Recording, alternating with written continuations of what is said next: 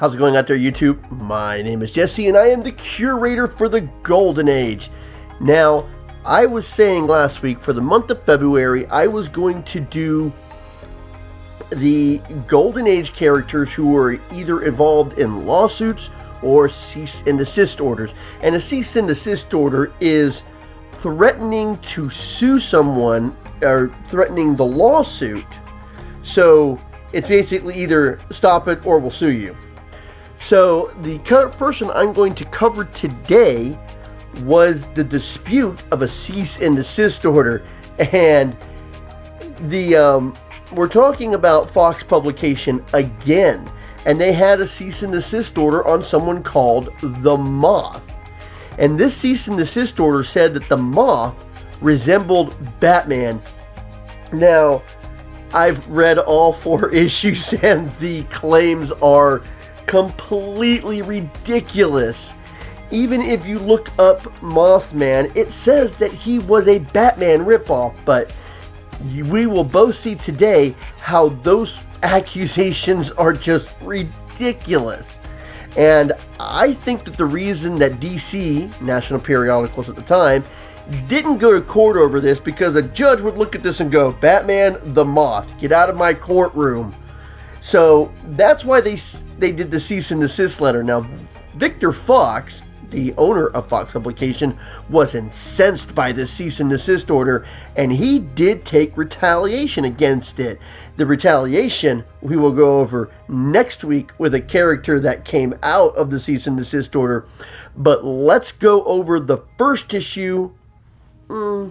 These are short stories. We could actually go ahead and cover all 4 of them. So, let's go ahead and cover the Moth. The Moth, real name unknown, first appeared in Mystery Man Comics number 9 in 1940.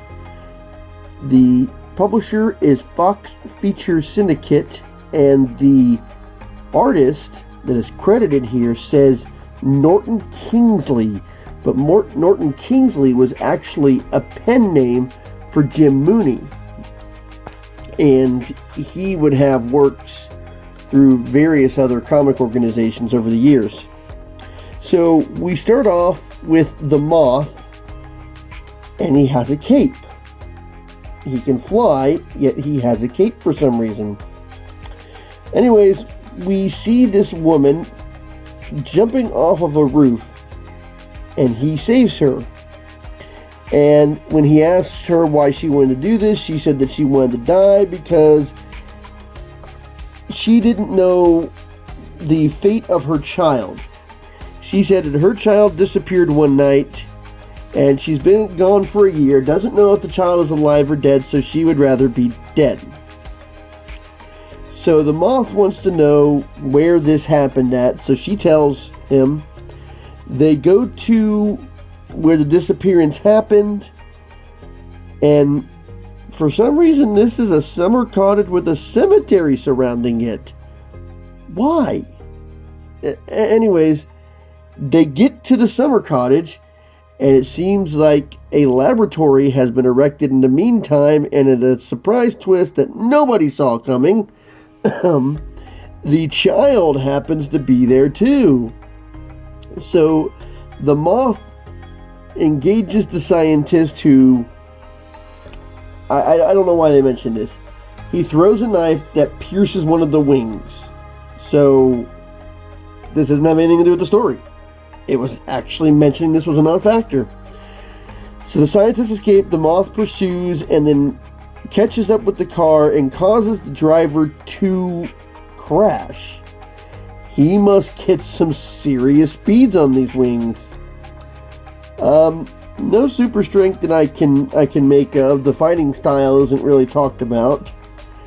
But the scientist, who was somehow crawling out from under the vehicle, gets the Moth in his grasp. The Moth breaks the grasp, takes the scientist back. The mother is reunited with the child, asking him how he could do this to the little girl. He says that if you unhand me, I'll tell you why I did what I did. He throws a switch, throws a bottle of chemicals, which blows up the house, or that's what at least it looks like. The moth jumps out the window with the wife and child. We see the house ablaze. The moth says that he's glad to see the both of them together, takes the wife and child back to the husband, and the family is reunited once again. Wow, it's a good thing that the moth didn't let her kill herself. I mean, and seriously, who goes and throws himself off a building when there's a missing child? Anyways, that's the first issue. Okay, in the next issue, it starts off with saying, high over the Caribbean, the moth wings his way to the United States on an important mission. And apparently he arrives in Florida and says, this is the worst storm I've ever seen. This calls for quick action. Miami, a city of ice and snow, 20 degrees below. I must find the cause for this right away. I mean, it could just be a storm. Right now, as the date happens to be, was it February 16th, 2021? There is snow in the south, so that's not actually that unusual of a thing. Okay, and then somehow he's now in the Rocky Mountains. It says while in the north, he sees that the storms are coming from the Rocky Mountains, asks a local villager what's going on, and he said that there's the station over there that controls the weather. So he drops an egg bomb. Okay, never mentioned ever again. And now he ends up 10 miles away where these people are having a conspiratorial meeting. This policeman knocks out the moth, and then one of the guys we saw through the window says put him somewhere where he'll never see daylight again. And apparently this was just a ruse by the moth so he can get inside the facility. He beats up the policeman. He destroys the switchboard. The weather controlling station blows up, and we see a newspaper here. Moth destroys weather plant. And then it says, and again, the moth has helped humanity, saved it from another menace who's wished to force the people into submission by controlling the weather. And people are throwing hats in the air, and he smiles and waves as he goes off into the sunset. Now he's wearing a red leotard and no cape. Now you can see in these first two issues that the idea that the moth is anything like Batman is completely and utterly ridiculous. Now, these next two issues, this might have been why the cease and desist order was issued then. With the first two comic books, there's no way anybody's going to say this is Batman. But the next two issues kind of had some elements that was Batman-esque. And I'll show you why I say that. But still, this is not Batman. But I can understand why they would say, hey, that's what we do, that's not what you do. So let's review those, I'll point them out, and then we'll get to the end of this video. And now we get to the third story, which was the only one of the three not done by Jim Mooney. This was done by Godfrey Clark. Now, this shows the moth in a red leotard, and he has a cape again. I don't know why they put a cape on him. He has wings. Okay, so we see these two individuals approaching a gate, and they're talking about money that's left to an old lady, and he said that he would do the killing. And then they see a shadow suddenly comes up, and let's see, it says suddenly a huge shadow flirts across the moonlit lawn. They stop. Eek! Shut up, it's only a bat or something. Womp womp. And they look up in the sky and they see it's a silhouette of a giant moth. But they play it off. They come to the old lady. The old lady apparently knows who they are and is going to get them, what's this, coffee, tea and biscuits. That's very British of you. And as her back is turned, The male is going to strangle the old lady when the younger female shrieks again and says that she saw a moth shadow. And the old lady says, "Don't be frightened, there's nothing to be scared of. Take a look, I'll show you." And she walks outside. They follow her because she's trying to show them that it's just shadows, nothing to be scared of. And he attacks her in the night. And just then, the moth swoops down, saves the old lady, and as she's getting ready to engage them, the old lady says, "That's my nephew and his fiance. Please don't harm them. Jail them, but nothing else, please." And he's like, "Okay, they deserve much worse, but that's what I'll do."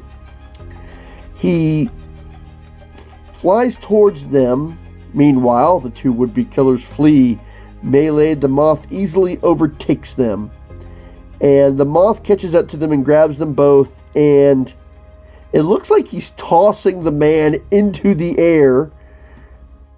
But then it just goes away. She has a knife and she's getting ready to stab the moth, and he disarms them. And he goes, "And now to jail with the both of you." An hour later, the moth returns to the widow, and he says that he is going to take her to the jailhouse. And she says, "Will you have them arrested?" And he said, "No, this is something that you need to do." And yeah, story's over quickly. And now we get to the last one. It's funny, on the cover it says the Mothman, but it's the Moth. And it wasn't talking about another story because there's nothing else named Mothman, okay? It's the Moth. The strange case of the Terror Castle grave robbers. Now we see that there's this scientist, and it looks like he's trying to reanimate bodies, but he's not having any success. So he tells his men to go and go to the graveyards. They're there at night, and someone's like, "Do you hear the sounds?" And one guy says, "It sounds like a moth fighting against a light." What? Okay, I mean, all right. And the next thing they know, they see a giant moth shadow, and he goes, "Greetings, you vultures. He ain't human." And they run off, and that's kind of Batman-esque. I mean, I don't know if Jim Mooney was trying to audition for Batman, but it does seem very Batman reminiscent. Red leotard and black and red cape again. And they escape, and the mad scientist tells them that the moth is just a human. Human with moth wings, he flies, but he's just human.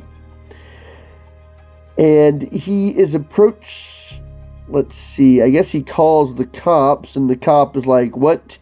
And you say they left their coats there? Hello," he hung up. Again, another non-factor.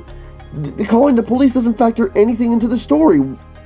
Stop including things in stories that don't have anything to do with the furtherance of the story or the outcome. Golden Age was lousy with this. So he talks to this lady who says that her brother's body is missing from the grave, and the moth says that he'll scan the graveyard. So I'm guessing this is the next night. So he catches up to the crooks, knocks one out, and then they knock him out. They take him back to the dock. And the doc says, "We have some company." And the moth says, "I can't stay long, I'm a busy man." And the doc says that the moth has the perfect body. He's going to slip one of the brains into the moth's head, and when it succeeds, he'll have the power of God to create human life. The moth slips out of his bonds and says, "I won't allow you to do this." The doctor picks up a gun and shoots at him. "A gun won't save you this time." So he flies out one of the parapet windows and is holding the doc, and the doctor says, "Let me explain. We can work together on this." The moth says that "You insult me, grave robber," throws the scientist from up on high of the parapet, and he dies. And the moth says, never give a rat a chance. And as he flies away, which it looks like he's running across the sky, the castle blows up for some reason. I guess maybe he dropped one of those mysterious egg bombs they mentioned in two issues ago and have never brought up again. And it says, "Be careful, Mr. Moth. Mr. Moth." What? "Danger is lurking in the next issue," which, no, it's not. This is your last issue. This would be the time that they got the cease and desist order. Now, I hope you enjoyed the...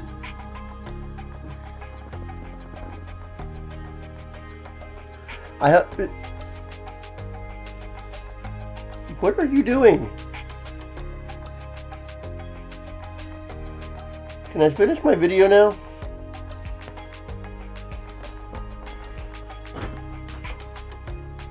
That was odd. I hope you enjoyed this video. I hope that you learned something from this that you may not have known before.